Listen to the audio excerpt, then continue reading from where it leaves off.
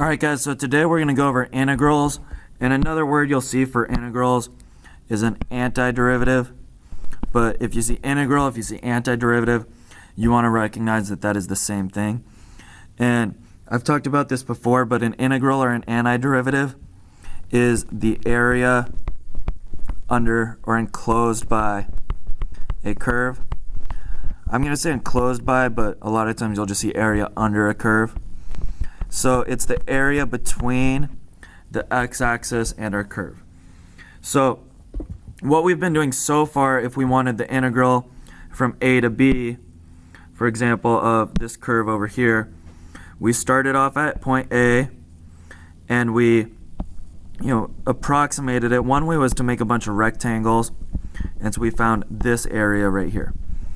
But if we're going from A to B, what you'll kind of notice is that we have all of this wasted space. So I'm going to, in purple, all of this purple is wasted space right there. And so, yes, we approximated it, but it wasn't quite exact.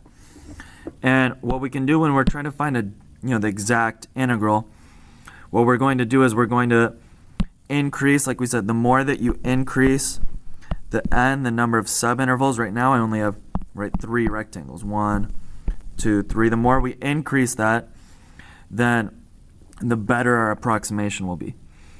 And so what happens is if we can increase n, so I'm just going to increase our n, that's going to make tinier little rectangles.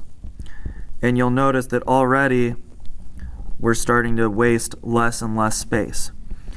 And so the concept of an integral is that we increase that n more and more and more and more until we've increased it so much that it's approaching infinity.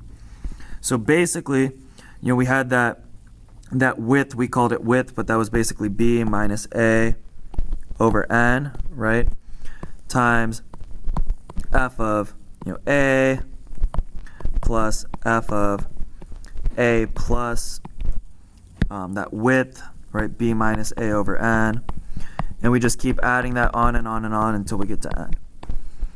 And what happens is that was our approximation. Well, when we take the limit of this, so the limit as n approaches infinity, because we want to get more and more and more subintervals to make this more and more accurate, then what happens is obviously this n is going to be infinity, and so we get b minus a over n, right? Anything over infinity, it approaches 0.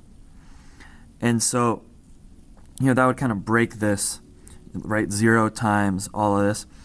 But what we can do to get around that is we can add this little dx there. So we look at the tangent.